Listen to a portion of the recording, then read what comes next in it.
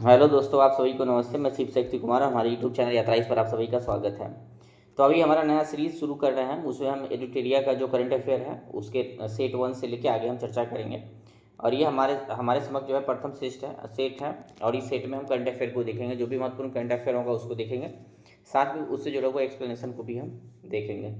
तो पहला प्रश्न है, देख लेते हैं। सेट 1 का प्रथम प्रश्न है कि किनकी 300वीं जयंती पर प्रधानमंत्री मोदी जी द्वारा 300 रुपये का स्मारक सिक्का और डाक टिकट जारी किया गया। तो देवी अहिल्याबाई होलकर के द्वारा, मतलब देवी अहिल्याबाई होलकर के जन्म दिवस पर, जयंती पर 300 रुपये का जो स्मारक सिक्का और डाक टिकट जो है मोदी जी द्वारा जारी किया गया है, प्रधानमंत्री मोदी के द्वारा। तो चलिए देखते हैं। रानी अहिल्याबाई के बारे में जान जाते हैं। मालवा की रानी थी, इसको याद रखेंगे कि ये कहाँ की रानी थी, मालवा राज्य की रानी थी, इसको याद रखेंगे। और इनका जन्म जो है, इनका जन्म देखेंगे तो 31 मई 1725 में हुआ था। तो इसको भी याद रखेंगे, 31 मई 1725 में हुआ था, और इसलिए 31 मई को ही इनका जो है जयंती मनाया गया था। तो इसको भी याद रखेंगे। और जो 2025 में मनाया गया जयंती, वो कैवी जयंती है, 300वीं जयंती है। तो इसको याद रखें, 300वीं जयंती है। भारत की जो है महानतम महिला शासिका रही है, भारत की महानतम महिला शासिका रही है। चलिए अगला प्रश्न देखते हैं। आगे जो प्रश्न है, 2 नंबर प्रश्न को देखते हैं। 2 नंबर पे जो प्रश्न है कि मई 2025 में उल्लास नव भारत साक्षरता कार्यक्रम के तहत किस राज्य ने खुद को पूर्ण साक्षर राज्य घोषित किया है? तो गोवा।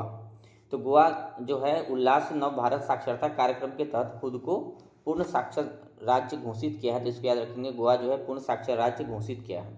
3 नंबर प्रश्न देखते हैं। 3 नंबर प्रश्न है कि भारतीय भाषाओं के लिए भारत का पहला स्वदेशी रूप से विकसित एआई आधारित multi modal large language model का क्या नाम है? तो भारत जेन। इसको याद रखेंगे, जो भारत जेन है, भारत जेन क्या है, multi modal large language model है। तो इसको याद रखेंगे, भारत जेन के बारे में। चलिए अगला प्रश्न देखते हैं। अगला प्रश्न है कि केंद्र सरकार ने जम्मू कश्मीर के किस वन्यजीव अभ्यारण्य को इको सेंसिटिव जोन के रूप में घोषित किया है? तो एक त्राल वन्यजीव अभ्यारण्य है, उसको जो है इको सेंसिटिव जोन के रूप में घोषित किया गया है। तो इको सेंसिटिव जोन देखेंगे कि यूपीएससी में जो है बारंबार इस पर प्रश्न आता है कि इको सेंसिटिव जोन क्या है, चाहे उसको किस एक्ट के माध्यम से जो है इको सेंसिटिव जोन की घोषणा किया जाता है, क्योंकि यूपीएससी में ये पहले भी प्रश्न आ चुकी है।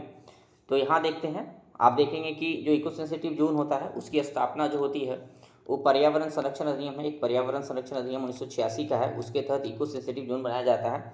और यह जो जोन होता है, इको सेंसिटिव जोन को सेंट्रल गवर्नमेंट जो है उसकी घोषणा करती है। और किस एक्ट के माध्यम से, इसको याद रखेंगे कि याद रखेंगे पर्यावरण संरक्षण अधिनियम 1986। आपको दिया जा सकता है कि वाइल्ड लाइफ प्रोटेक्शन जो एक्ट है 1972, उसके तहत स्थापित होती है। तो स्टेटमेंट क्या हो जाएगा, गलत हो जाएगा, जिसको याद रखेंगे वो स्टेटमेंट गलत हो जाएगा। तो जो पर्यावरण संरक्षण अधिनियम 1986 के उसके तहत बनता है इको सेंसिटिव जोन। और यह जो जोन होता है वह 1 किलोमीटर से लेकर 10 किलोमीटर तक हो सकता है, और 10 किलोमीटर से ज़्यादा भी हो सकता है। पहले 10 किलोमीटर तक होती थी कम से कम, लेकिन अभी सुप्रीम कोर्ट बीच में जो है, अभी देखें कि हाल में एक डिसीजन आया, उसमें सुप्रीम कोर्ट ने माना कि कम से कम 1 किलोमीटर तक भी इको सेंसिटिव जोन घोषित किया जाना चाहिए। और शॉक ऑब्जर्वर के रूप में इसका इस्तेमाल होता है, इसको याद रखेंगे। और जब यूपीएससी का तैयारी करेंगे तो इको सेंसिटिव जोन के बारे में डिटेल जानना होगा कि वहाँ कौन सा कार्य जो है प्रतिबंधित है, कौन सा कार्य रेगुलेटेड है, वहाँ अलग तरीका से प्रश्न पूछा जा सकता है। चलिए आगे देखते हैं। अगला जो प्रश्न है कि भारत सरकार ने जनगणना 2027 की है, जिसमें जातिगत गणना भी शामिल होगी, यह कितने चरण में होगी? तो 2 चरण में होगी, इसको याद रखेंगे। जो जनगणना है 2027 का, इसकी घोषणा की गई है और यह 2 चरण में संपन्न होगी। तो इसको याद रखेंगे, जो 2027 का जनगणना होगी वह 2 चरण में संपन्न किया जाएगा। अब एक सवाल आता है, बीपीएससी जनगणना से हमेशा सवाल पूछती है, तो पहली जनगणना कब हुई थी, आप बताइए। तो पहली जनगणना देखेंगे कि 1872 में प्रथम बार भारत में जनगणना किया गया था, और 1881 से नियमित किया जा रहा था। इसको याद रखेंगे, 1881 से जो है जनगणना नियमित किया जाता है। और भारत में एक जनगणना एक्ट है, उसी के तहत जनगणना होती है। और जनगणना एक्ट कब आया था? 1948 में आया था, इसको भी याद रखेंगे। और जनगणना करना जो है किस मंत्रालय के अधीन आता है? तो गृह मंत्रालय के अधीन आता है, इसको भी याद रखेंगे। और इसके लिए जो प्राधिकार है उनका नाम है registrar general and census commissioner of India. तो इसको भी याद रखेंगे, इनके द्वारा जो जनगणना किया जाता है, जिसको याद रखेंगे। चलिए आगे देखते हैं। अगला प्रश्न है कि आरबीआई ने वर्ष 2025-26 के लिए कितने प्रतिशत जीडीपी की वृद्धि अनुमानित किया है? तो भारत का 6.5। आरबीआई के हिसाब से भारत जो है 25-26 में 6.5% से भारत का जीडीपी का वृद्धि होगी। तो आप देखेंगे कि आरबीआई में प्रश्न आता है। आरबीआई काफ़ी महत्वपूर्ण बॉडी है भारत के अंदर। तो आरबीआई की जो स्थापना है, आरबीआई एक एक्ट है, reserve bank of India act 1934 है, उसी के तहत 1935 में स्थापना हुआ। तो इसको याद रखेंगे, 1935 में आरबीआई की स्थापना हुआ था। और आगे आरबीआई के बारे में और अधिक गहन अध्ययन करेंगे आप लोग, क्योंकि आरबीआई से प्रश्न आता है। चलिए आगे देखते हैं। अगला जो हमारे समक्ष प्रश्न है वो यह है कि भारत के पहले मानवयुक्त गहरे समुद्र मिशन से संबंधित निम्नलिखित कथनों पर विचार करिए। तो ये 3 कथन दिया गया है और इस कथन में आपको चुनना है कि कौन सा कथन जो है सही है, कौन सा स्टेटमेंट सही है। पहला है कि भारत 2026 तक अपना पहला मानव गहरे समुद्र अन्वेषण मिशन समुद्रयान लॉन्च करेगा, पहला स्टेटमेंट है। दूसरा स्टेटमेंट देखेंगे कि इस मिशन का उद्देश्य जो है स्वदेशी रूप से विकसित पनडुब्बी मत्स्य 6000 का प्रयोग 8000 मीटर की गहराई पर समुद्री संसाधनों का पता लगाना है। और तीसरा स्टेटमेंट है कि समुद्रयान पृथ्वी विज्ञान मंत्रालय के नेतृत्व में डीप ओशन मिशन का एक प्रमुख घटक है। तो आप देखेंगे अभी यहाँ जो प्रश्न हमारे समुद्रयान पे है, समुद्रयान जो कार्यक्रम है भारत का डीप जो ओशन मिशन है उसके तहत जो है यह कार्यक्रम है संचालित हो रहा है भारत के अंदर। तो इसमें क्या करना है कि मानव सहित जो है समुद्रयान जो है गहराई में जाकर अनुसंधान करेगा और ये पृथ्वी विज्ञान मंत्रालय के अधीन है और ये जो है 6000 मीटर तक जाएगी। 6000 मीटर, इसके याद रखेंगे 6000 मीटर तक है, इसलिए इसका नाम भी मत्स्ययान 6000 है। तो पहला स्टेटमेंट सही है, भारत 2026 में पहला अपना जो है मानव सहित जो है गहरे समुद्र अन्वेषण मिशन समुद्रयान को लॉन्च करेगा, ये तो सही है। तीसरा स्टेटमेंट सही है, जो समुद्रयान मिशन है यह जो है पृथ्वी विज्ञान मंत्रालय के नेतृत्व में होगी और यह डीप ओशन मिशन का एक घटक है, ये भी सही है। और सेकेंड स्टेटमेंट देखेंगे कि यह मिशन का उद्देश्य स्वदेशी रूप से विकसित पनडुब्बी मत्स्ययान 6000 का प्रयोग करके 8000 मीटर की गहराई तक नहीं 6000 मीटर की गहराई तक जाना है। तो इसको याद रखेंगे, समुद्रयान मिशन जो है 6000 मीटर तक गहरा है। और ऐसा करने वाला भारत विश्व का चौथा देश है, इसको भी याद रखेंगे। ऐसा करने वाला भारत जो है विश्व का चौथा देश है। स्टेटमेंट आ सकता है कि प्रथम देश है, तो ऐसा नहीं है। ऐसा करने वाला भारत विश्व का चौथा देश है। पहला देश अमेरिका, दूसरा देश जो है रूस और तीसरा देश चीन है। और भारत इस सही का कार्यक्रम तो चौथा देश है। चलिए आगे देखते हैं। अगला जो प्रश्न है 8 नंबर प्रश्न है कि इंडिया जस्टिस रिपोर्ट 2025 से निम्नलिखित कथनों पर विचार करिए। तो इस कथन को देखना है। अब कथन देखेंगे। पहला कथन है कि यह रिपोर्ट जो है टाटा ट्रस्ट द्वारा जारी किया जाता है। दूसरा कथन है कि रिपोर्ट के अनुसार भारत में पुलिस जनसंख्या अनुपात अभी भी 1 लाख जनसंख्या पे 155 पुलिसकर्मी का है। केवल 8% महिला वरिष्ठ पदों पर हैं अधिकारी। और देखेंगे चौथा स्टेटमेंट है कि न्यायपालिका में प्रति 10 लाख आबादी पर केवल 15 न्यायाधीश है, जो वांछित संख्या 50, जबकि वांछित संख्या कितना है 50 है, जो स्टैंडर्ड है 50 है। तो करेक्ट कथन कौन सा जो है असत्य है, तो देखेंगे कि इनमें से कोई भी कथन असत्य नहीं है, सभी के सभी कथन सही है। तो ये जब आप मेंस का पेपर देंगे, मेंस के लिए जब लिखेंगे या फिर निबंध में लिखेंगे तो इस तरीके की रिपोर्ट की जरूरत होती है। तो इंडिया जस्टिस रिपोर्ट काफ़ी महत्वपूर्ण रिपोर्ट है, यूपीएससी भी पूछा है। 2016 में देखेंगे यूपीएससी में प्रश्न आया था कि इंडिया जस्टिस रिपोर्ट कौन जारी करता है। तो यहाँ आप याद रखेंगे कि इसको टाटा ट्रस्ट द्वारा जारी किया जाता है। इसको याद रखेंगे, यह टाटा ट्रस्ट द्वारा जारी किया जाता है। और भारत में जो है न्यायपालिका की आबादी जो है देखेंगे प्रति 10 लाख पे न्यायपालिका 50 होना चाहिए, जबकि भारत में भी 15 न्यायाधीश है। तो जब आप मेंस लिखेंगे, जब न्यायिक सुधार लिखेंगे, न्यायपालिका के सुधार फॉर्म पर पूछ आएगा मेंस लिखने के लिए, तो आप इस डेटा का इस्तेमाल कर सकते हैं। फिलहाल चलिए आगे देखते हैं। अगला प्रश्न जो है प्रश्न 9 देखेंगे कि 9 नंबर प्रश्न है कि असम मेघालय सरकारों ने ब्रह्मपुत्रा की किस सहायक नदी पर संयुक्त रूप से 55 मेगावाट की जल विद्युत सिंचाई परियोजना शुरू करने की सहमति जताई है। तो कुलसी नदी है, उसकी सहायक नदी है ब्रह्मपुत्रा की, इसमें 55 मेगावाट का जो है जल विद्युत परियोजना शुरू करने जा रही है। और आप देखेंगे कि यह असम और मेघालय सरकार द्वारा ऐसा किया जा रहा है, तो इसको याद रखेंगे। अगला प्रश्न देखते हैं। 10 नंबर प्रश्न है कि प्रधानमंत्री मोदी जी ने जम्मू कश्मीर के रियासी जिले में स्थित दुनिया के सबसे ऊंचे रेलवे आर्च ब्रिज का उद्घाटन किया है। यह ब्रिज किस नदी पे है? चिनाब नदी पे। इसको याद रखेंगे, ब्रिज जो है चिनाब नदी पे है। चलिए अगला प्रश्न देखते हैं। अगला प्रश्न है 11 नंबर क्वेश्चन देखेंगे कि विश्व स्वास्थ्य दिवस 2025 की थीम स्वास्थ्य शुरुआत आशाजनक भविष्य मातृ और नवजात शिशु स्वास्थ्य पर केंद्रित है, जिसका उद्देश्य वैश्विक नीति कार्रवाई को गति देना है। पहला स्टेटमेंट है। और दूसरा स्टेटमेंट देखेंगे कि यह स्टेटमेंट है कि यह दिवस विश्व स्वास्थ्य संगठन की स्थापना के उपलक्ष्य में 7 अप्रैल को मनाया जाता है, जो 1948 में स्थापित हुआ था। तो दोनों कथन सही है, आप देखें कि दोनों कथन सही है।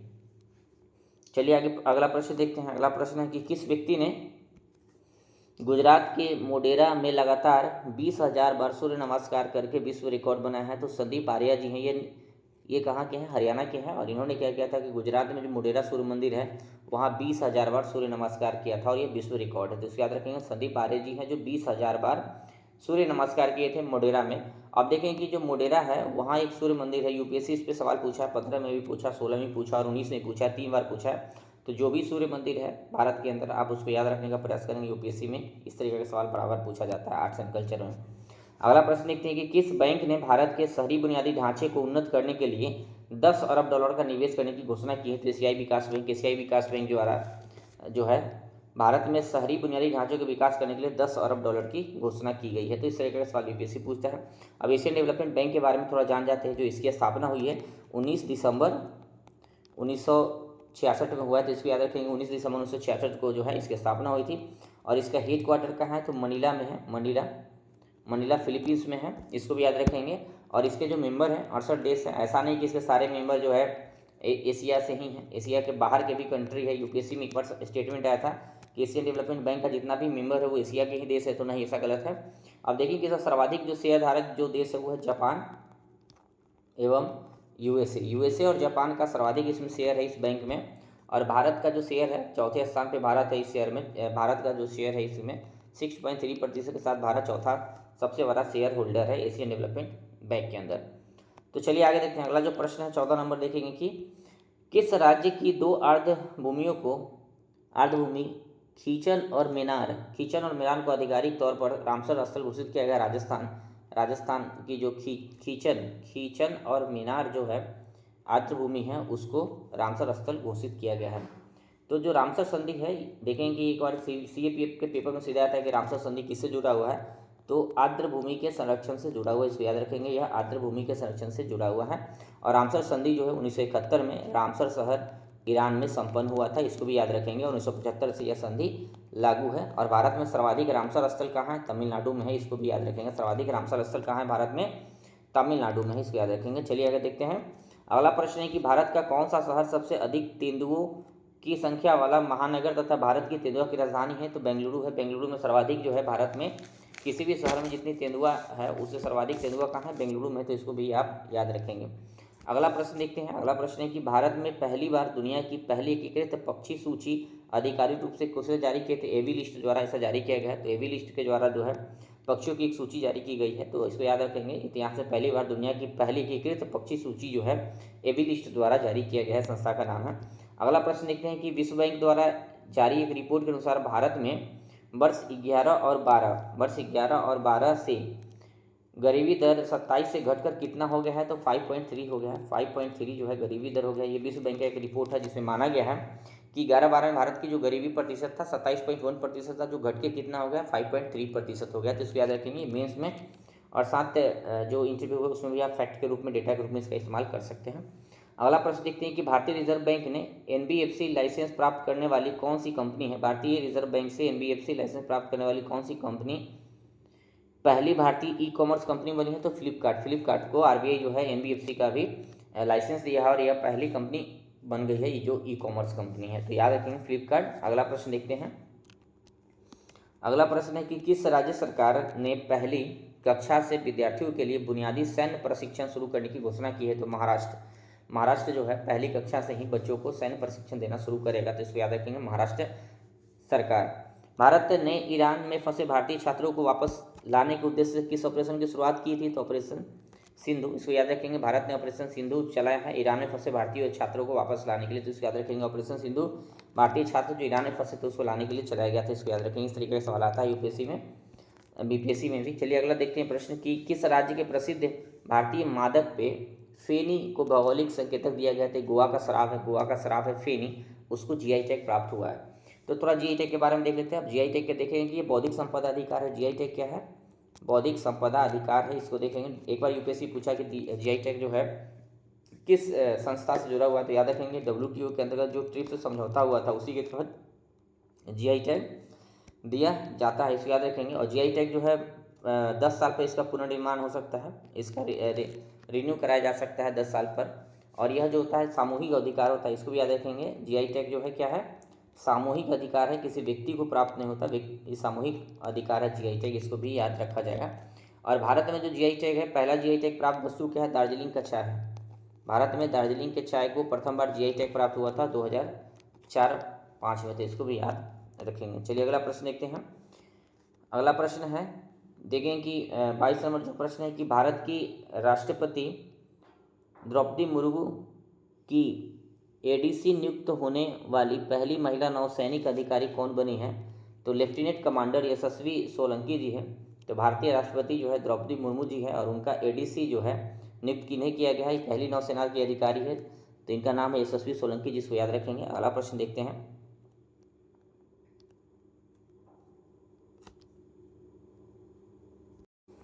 अगला प्रश्न है कि किस राज्य सरकार ने औद्योगिक विकास को बढ़ावा देने के लिए औद्योगिक क्रांति की शुरुआत की है? तो पंजाब है। पंजाब देखें कि पंजाब में अभी उद्योग का ज़्यादा विकास नहीं हुआ, क्योंकि पंजाब जो है कृषि आधारित राज्य है, कृषि आधारित राज्य है पंजाब। तो वहाँ भी औद्योगिकरण को तेज किया जा रहा है ताकि तेज गति से पंजाब का विकास हो सके। तो वहाँ इंडस्ट्रियलाइजेशन को बढ़ावा देने के लिए उद्योग क्रांति की शुरुआत किया जा रहा है। तो याद रखेंगे कि उद्योग क्रांति की शुरुआत किस राज्य में किया गया है? तो पंजाब में, इसको याद रखेंगे। अगला प्रश्न देखते हैं। अगला प्रश्न है कि गुजरात के गिफ्ट सिटी में क्वींस यूनिवर्सिटी बेलफास्ट के नए अंतर्राष्ट्रीय परिसर का पहला डीन किसे नियुक्त किया गया है? तो प्रोफेसर एम सतीश कुमार को। तो गुजरात के जो गिफ्ट सिटी है, गिफ्ट सिटी में क्वींस यूनिवर्सिटी बेलफास्ट के नए अंतर्राष्ट्रीय परिसर का पहला डीन नियुक्त किया गया है किसे? प्रोफेसर एम सतीश जी को। तो इनको याद रखेंगे, प्रोफेसर एम सतीश जी को। बिहार सरकार ने वरिष्ठ नागरिकों, विधवा और दिव्यांगों की पेंशन 400 से बढ़ाकर कितना प्रतिमाह कर दिया गया है? तो 1100, इसको याद रखेंगे। बीपीएससी के लिए विवेक क्वेश्चन है, काफ़ी महत्वपूर्ण हो गया कि जो पहले 400 दिया जाता था, विधवा पेंशन हो चाहे नागरिक वरिष्ठ नागरिकों के लिए दिव्यांग का पेंशन था, उसको जो है सामाजिक सुरक्षा को बढ़ा के 1100 कर दिया गया, प्रति महीना पेंशन को कर दिया गया। चलिए अगला प्रश्न देखते हैं। अगला प्रश्न है अंतर्राष्ट्रीय योग दिवस पर योग नीति लागू करने वाला भारत का पहला राज्य कौन बना है? तो आप देखेंगे कि उत्तराखंड जो है पहला राज्य बना है जो योग नीति लागू किया है, योग नीति लागू किया है। अब योग के देख लेते हैं अंतर्राष्ट्रीय योग दिवस के बारे में, योगा दिवस के बारे में।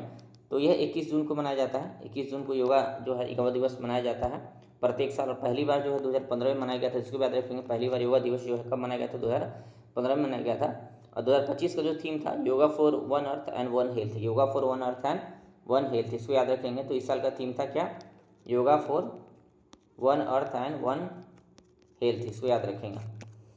चलिए अगला देखते हैं। अगला प्रश्न है कि किस राज्य सरकार ने ट्रांस समुदाय को ओबीसी का दर्जा देने तथा आंगनबाड़ी कार्यकर्ताओं के लिए 50% आरक्षण की घोषणा की है? तो असम सरकार है। तो असम सरकार के द्वारा क्या किया गया है कि जो ट्रांस समुदाय है उनको ओबीसी का दर्जा दिया गया, साथ में जो आंगनबाड़ी कार्यकर्ता उनको 50% आरक्षण देने की घोषणा किया गया है। अगला प्रश्न देखते हैं। 28 नंबर प्रश्न है कि हाल ही में जारी एक रिपोर्ट के अनुसार कौन सा देश 2024 में जापान को पीछे छोड़कर दुनिया का सबसे बड़ा ऋणदाता देश बन गया? तो जर्मनी जो है सबसे बड़ा ऋणदाता देश बन गया है, इसको याद रखेंगे। चलिए अगला प्रश्न देखते हैं अंतर्राष्ट्रीय बुकर पुरस्कार के बारे में। अंतर्राष्ट्रीय बुकर पुरस्कार 2025 से संबंधित निम्नलिखित कथनों पर विचार करिए, निम्न से कौन सा कथन सत्य है? तो पहला कथन है कि 2025 का अंतर्राष्ट्रीय बुकर पुरस्कार भारतीय लेखिका, अधिवक्ता एवं महिला कार्यकर्ता बानो मुश्ताक को अपनी पहली कहानी संग्रह हार्ट लैम्प के लिए दिया गया है। तो हार्ट लैम्प के लिए दिया गया है, पहला स्टेटमेंट सही है। दूसरा स्टेटमेंट देखेंगे कि हार्ट लैम्प इस सम्मान से सम्मानित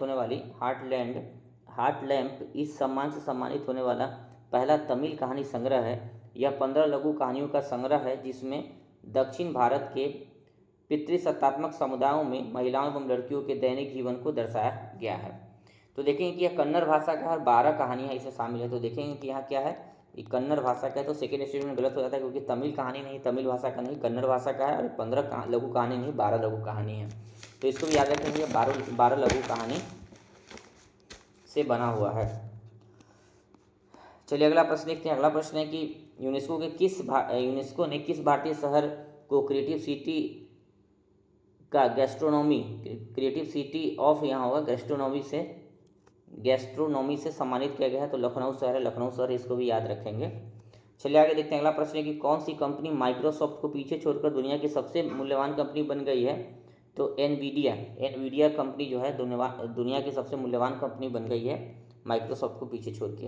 अगला प्रश्न है कि इजराइल ने अपने सैन्य अभ्यास के तहत ईरान की न्यूक्लियर साइट पर हमला करने के लिए किस ऑपरेशन को चलाया था, शुरुआत किया था? तो ऑपरेशन राइजिंग लाइन याद रखेंगे, बीपीएससी इस तरह का सवाल को पूछता है। इजराइल ने ईरान के जो न्यूक्लियर साइट था उसको ध्वस्त करने के लिए ऑपरेशन राइजिंग लाइन शुरुआत किया था, जिसको याद रखेंगे। ब्रिटेन की जासूसी एजेंसी MI6 की पहली महिला प्रमुख किसे नियुक्त किया गया है? तो बॉबलेज मेट्रेवेली को जो है पहला महिला प्रमुख नियुक्त किया गया है। किसका? जासूसी एजेंसी है ब्रिटेन का MI6। तो पहले तो याद रखेंगे जो MI6 है किसके जासूस एजेंसी है, तो यह ब्रिटेन का है, इसी को याद रखेंगे। दूसरा कि इसकी महिला अभी प्रमुख बनाया गया है, उसका नाम क्या है? तो ब्लेज मेट्रेवेली इनका नाम है, जिसको याद रखेंगे। 34 नंबर प्रश्न है कि संयुक्त राष्ट्र महासभा ने वर्ष 2026 को कौन सा वर्ष घोषित किया है? तो अंतर्राष्ट्रीय महिला किसान वर्ष, अंतर्राष्ट्रीय महिला किसान वर्ष घोषित किया गया है संयुक्त राष्ट्र सभा द्वारा। 2026 को अंतर्राष्ट्रीय महिला किसान वर्ष घोषित किया है। चलिए आगे देखते हैं अगला प्रश्न क्या है। अगला प्रश्न देखेंगे 35 नंबर प्रश्न देखेंगे। 35 नंबर प्रश्न है कि सतत विकास लक्ष्य सूचकांक 2025 में भारत को कौन सा स्थान प्राप्त हुआ है? तो इसको याद रखेंगे, भारत को 99वां स्थान प्राप्त हुआ है। और प्रथम स्थान किसको मिला है सतत विकास लक्ष्य सूचकांक में? फिनलैंड को।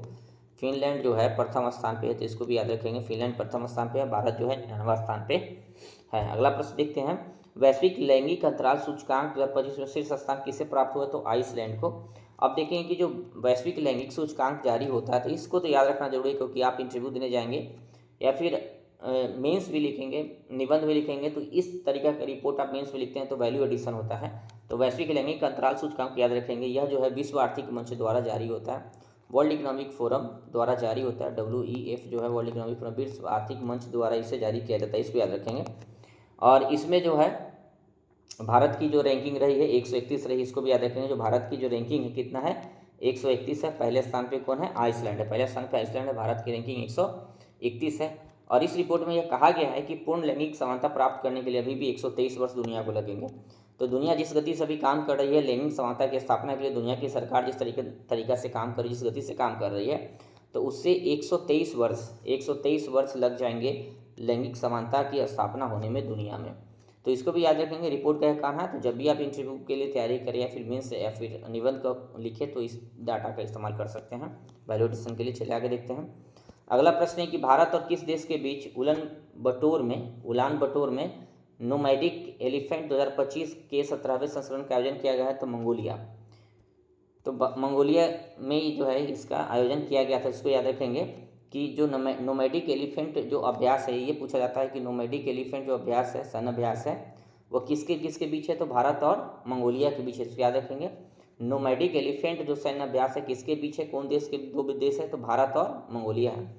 चलिए अगला प्रश्न देखते हैं, अमेरिका के किस ऑपरेशन के द्वारा ईरान के 3 परमाणु ठिकानों पर हमला किया गया था? तो ऑपरेशन मिडनाइट हैमर के द्वारा। आप देखें कि इजराइल जो शुरू किया था, इजराइल का ऑपरेशन का नाम क्या था? Operation rising line. यह इजराइल द्वारा शुरू किया गया था, इजराइल के द्वारा शुरू किया गया था। ईरान पे जब उसके परमाणु ठिकानों पर हमला किया गया था, तो उसका नाम दिया गया था ऑपरेशन राइजिंग लाइन। जबकि अमेरिका द्वारा जब परमाणु ठिकानों पर हमला किया गया तो उसका नाम था ऑपरेशन मिडनाइट हैमर। तो दोनों को याद रखेंगे, ऑपरेशन मिडनाइट हैमर अमेरिका द्वारा शुरू किया गया था, जबकि ऑपरेशन राइजिंग लाइन जो है इजराइल द्वारा शुरू किया गया था। और दोनों का जो लक्ष्य था क्या था? ईरान का 3 परमाणु ठिकाना जो था वही था। अगला प्रश्न देखते हैं। अगला जो प्रश्न है कि IPL मैच में 300 छक्के लगाने वाले पहले भारतीय बल्लेबाज कौन बन गए हैं? तो रोहित शर्मा जी है। IPL मैच में जो है 300 छक्के लगाने वाले बल्लेबाज हैं। और रोहित शर्मा जो है पूरी दुनिया के अंदर सर्वाधिक छक्का लगाने वाले बल्लेबाज हैं, तो इसको भी याद रखेंगे। क्रिस गेल को भी पीछे छोड़ चुके हैं। चलिए अगला प्रश्न देखते हैं। अगला प्रश्न है 40 नंबर क्वेश्चन है कि किस भारतीय खिलाड़ी को क्रिकेट में उनके महत्वपूर्ण योगदान के लिए ICC हॉल ऑफ फेम में शामिल किया गया है? महेंद्र सिंह धोनी जी को ICC हॉल ऑफ फेम में शामिल किया गया है। अगला प्रश्न देखते हैं। अगला प्रश्न है कि किस भारतीय महिला निशानेबाज ने म्यूनिख में आयोजित ISSF वर्ल्ड कप में 10 मीटर एयर पिस्टल स्पर्धा में स्वर्ण पदक जीता है? तो सरुचि सिंह द्वारा जो है ISSF वर्ल्ड कप में 10 मीटर एयर पिस्टल स्पर्धा में स्वर्ण पदक जीता गया है, तो इसको याद रखेंगे। अगला प्रश्न देखते हैं। अगला प्रश्न है कि किस भारतीय विकेट कीपर बल्लेबाज ने टेस्ट मैच की दोनों पारियों में शतक लगाया है? तो ऋषभ पंत जी अभी जो है इंग्लैंड के विरुद्ध जो है दोनों पारियों में शतक लगाए हैं, तो इसको भी याद रखेंगे। अगला प्रश्न देखिए। अगला प्रश्न है कि ICC टेस्ट चैंपियनशिप 2025 का खिताब कौन जीता है? तो साउथ अफ्रीका जो है पहली बार किसी भी ICC जो है इवेंट जीता है साउथ अफ्रीका के द्वारा, जो चोकर्स टीम भी बोला जाता था। तो ये जो अभी ये टीम है साउथ अफ्रीका टीम जो है टेस्ट चैंपियनशिप जीती है और इस अपने ऊपर जो स्टिग्मा लगा हुआ था उसको दूर करने का प्रयास किया है। अगला प्रश्न देखते हैं। अगला प्रश्न है कि निम्नलिखित में से कौन सा स्टार्टअप महारथी चैलेंज का विषय है जो नई दिल्ली में स्टार्टअप महाकुंभ के दूसरे संस्करण का मुख्य आकर्षण था। तो देखेंगे कि एग्री टेक था, बायोटेक्नोलॉजी और हेल्थ टेक था, और एआई, डीप टेक और साइबर सुरक्षा था। ट्रैवल टेक नहीं था, तो इसको भी याद रखेंगे। एग्री टेक था, बायोटेक्नोलॉजी था, हेल्थ टेक था, एआई था, डीप टेक था और साइबर सुरक्षा था, तो इसको भी याद रखेंगे। चलिए अगला प्रश्न देखते हैं। अगला प्रश्न है कि फ्रेंच ओपन 2025 का पुरुष एकल का विजेता कौन है। तो कार्लोस अल्कराज जी है, कार्लोस अल्काराज जी है, ये पुरुष एकल का जीते हैं खिताब। तो आप याद रखेंगे फ्रेंच ओपन में महिला एकल भी पूछ सकता है। तो महिला एकल जो है कोको गॉड उनका नाम है, कोको गार्ड नाम है। तो कोको गॉफ द्वारा जो है ये महिला एकल का खिताब जीता गया, तो इसको भी याद रखेंगे। अगला प्रश्न है कि आईपीएल 2025 का खिताब किसने जीता है। तो रॉयल चैलेंजर्स बेंगलुरु द्वारा जीता गया है। रॉयल चैलेंजर्स बेंगलुरु द्वारा जो है आईपीएल 2025 का खिताब जीता गया, इसको याद रखेंगे। अगला प्रश्न है कि हैदराबाद में आयोजित मिस वर्ल्ड 2025 का खिताब किसने जीता है। तो ओपल सुजाता चुआंगसरी द्वारा जीता गया है। और यह जो है थाईलैंड की महिला है और थाईलैंड की प्रथम विश्व कप मिस वर्ल्ड जो है विजेता है, तो इसको भी याद रखेंगे। ओपल सुजाता जो है थाईलैंड की पहली महिला है जिसे मिस वर्ल्ड चुना गया है। और ये जो मिस वर्ल्ड था ये कैमवी बनी है, तो 72वीं बनी है, इसको याद रखेंगे। 72वीं मिस वर्ल्ड बनी है। और ये इस इवेंट का आयोजन कहाँ हुआ था। हैदराबाद में, भारत में हुआ था, इसको भी आप याद रखेंगे। ये जो इवेंट है 72वीं मिस वर्ल्ड प्रतियोगिता है, कहाँ हुआ था। तो भारत में संपन्न हुआ था, हैदराबाद में, इसको याद रखेंगे। अगला प्रश्न देखते हैं। किस भारतीय अभिनेता को ह्यूमैनिटेरियन अवार्ड से सम्मानित किया गया है। तो सोनू सूद जी द्वारा। सोनू सूद इस तरह का काम करते रहते हैं, आप देखते ही होंगे, तो इसको याद रखेंगे। ह्यूमैनिटेरियन अवार्ड किसे दिया गया है। तो सोनू सूद भारतीय अभिनेता को दिया गया।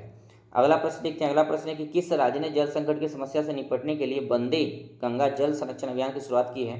तो यह शुरुआत राजस्थान द्वारा किया गया है। राजस्थान द्वारा जो है वंदे गंगा जल संरक्षण अभियान की शुरुआत किया गया, इसको याद रखेंगे, राजस्थान के द्वारा किया गया है।